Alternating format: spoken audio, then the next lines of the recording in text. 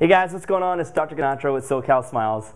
One of the most common questions I get asked about teeth straightening is, what are the best ways to straighten your teeth?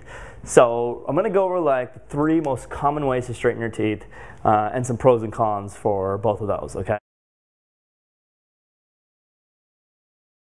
First, let's talk about porcelain veneers. Porcelain veneers are pretty much just a thin layer of porcelain that goes over the front surface of your tooth, and it pretty much what happens is after you place the porcelain on, the teeth, you can resize the teeth. You can change the shape, the size, or the color of the teeth. So that's the cool thing with porcelain veneers. The only thing is you got to keep in mind you're probably taking off a considerable amount of tooth structure for that tooth to get straightened through a veneer. So if your teeth are really offset or misaligned, we have to take off a certain amount of tooth structure on each of those misaligned teeth to layer that porcelain or that veneer over it so we can straighten it. So that's one of the things that you want to keep in mind before doing porcelain veneers. So the result with the porcelain veneer is really limited because we have to take off a certain amount of tooth structure to straighten that tooth out, okay? But we can change the size, shape, or the color of the teeth, okay? The second way to do it is through conventional braces or orthodontics. Braces are those metal wires or brackets, and they have elastics. Sometimes we use elastics, sometimes we don't.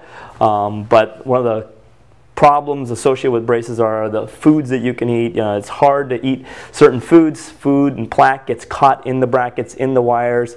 So you have to be really cautious about making sure you keep your teeth cleaned. Otherwise, after you take your braces off, you can get a lot of cavities.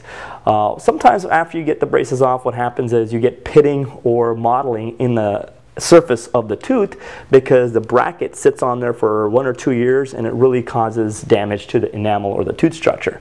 So that's something you want to be careful about before choosing to go down the route with braces. And of course with braces you have that whole aesthetic appeal. It's metal, it's a wire on your teeth, and sometimes they can chip or adjacent teeth or even cut your gums. But nonetheless, great track record with braces. They've proven a great history with it and they do work really well.